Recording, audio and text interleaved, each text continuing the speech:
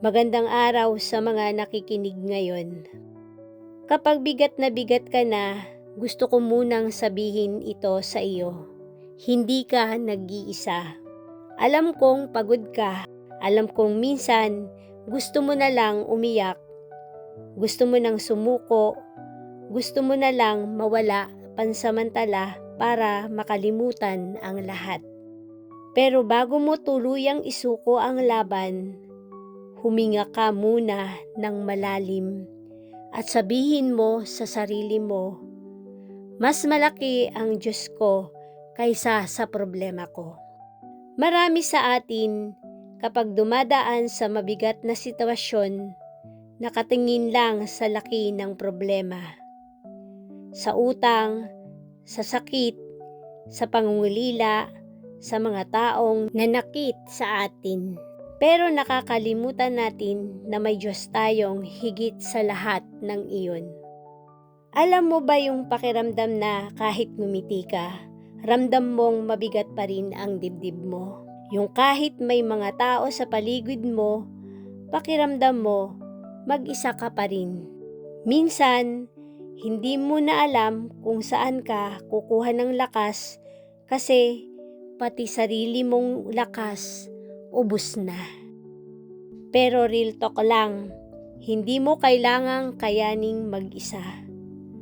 Ang problema minsan sa atin, gusto natin lahat solusyonan agad. Kapag may utang, agad maghahanap ng paraan.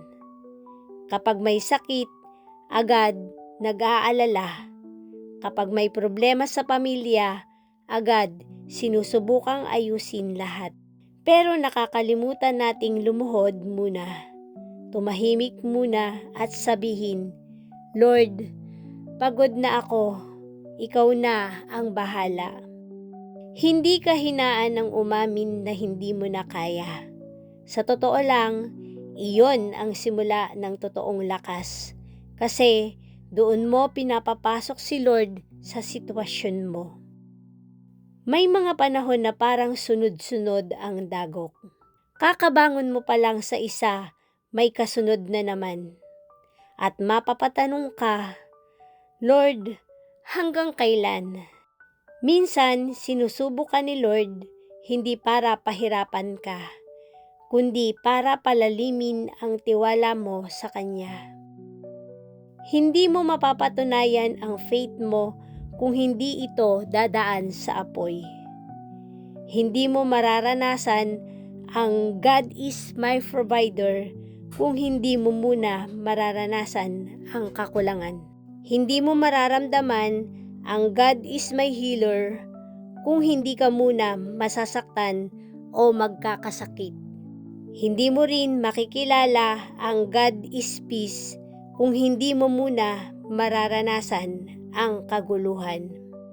Alam mo, minsan kaya hindi pa dumarating ang sagot sa dasal mo kasi gusto ni Lord na lumapit ka muna. Hindi lang para humingi, kundi makilala mo siya.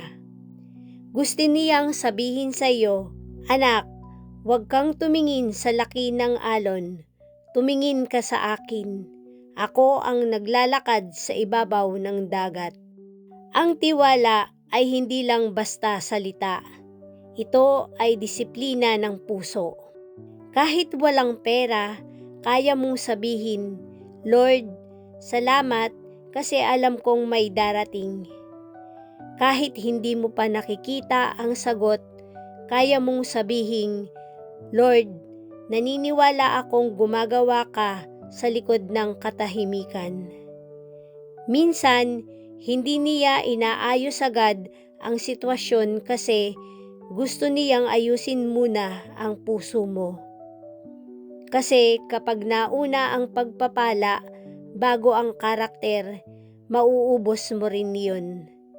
Pero kapag nauna ang proseso bago ang pagpapala, kahit mawala man ang lahat, may matibay kang paniniwala na si Lord pa rin ang source ng lahat.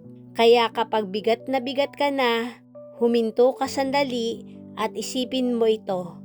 Hindi aksidente ang mga nangyayari. May layunin si Lord kahit sa sakit. At tandaan mo, hindi mo kailangang maging perpekto para mahalin niya. Kahit umiiyak ka, kahit nagkakamali ka, kahit nagdududa ka minsan, mahal ka pa rin niya.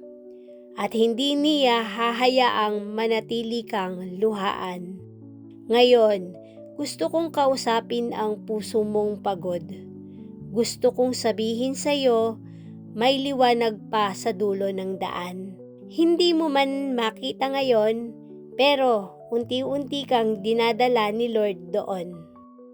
Huwag kang mawalan ng pag-asa. Huwag mong hayaang lamunin ka ng takot. Huwag mong sukuan ang sarili mo. Dahil kung gaano kalaki ang problema mo, mas malaki ang Diyos mo. Sa bawat pagpatak ng luha mo, may dahilan. Sa bawat dasal mong parang walang tugon, may sagot na ginagawa si Lord. At balang araw, makikita mo lahat ng pinaghirapan mo, lahat ng pinaglaban mo, lahat ng tiniis mo, hindi nasayang. Sabi nga sa Psalm 46 verse 10, "Be still and know that I am God." Kaya kung ngayong gabi o ngayong araw ay bigat na bigat ka, sabay nating sabihin, Lord, hindi ko man alam kung paano, pero alam kong kaya mo. Hindi ko man makita ang solusyon, pero naniniwala akong may ginagawa ka. At kahit mahirap, magtitiwala ako kasi mas malaki ka sa lahat ng problema ko. Halina't manalangin. Panginoon, salamat po dahil kahit sa gitna ng kabigatan, nandiyan ka. Turuan mo akong magtiwala kahit hindi ko pa nakikita ang kasagutan. Palakasin mo ang puso ko.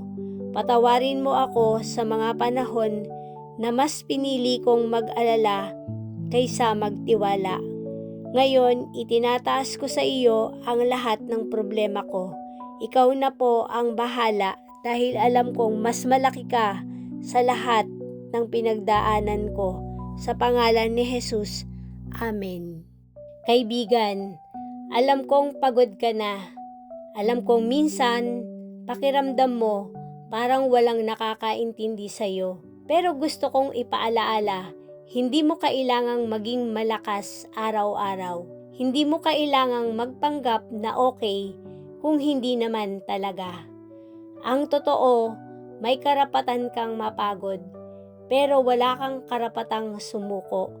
Dahil habang may Diyos, laging may paraan. Habang may hininga, may pag-asa.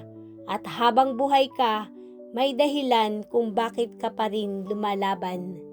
Kaya kaibigan, kapag bigat ka na, huwag mong itago lahat sa sarili mo. Iiyak mo yan sa Diyos. Sabihin mo sa Kanya, pati yung mga salitang hindi mo masabi sa tao. Dahil si Lord, hindi lang siya nakikinig.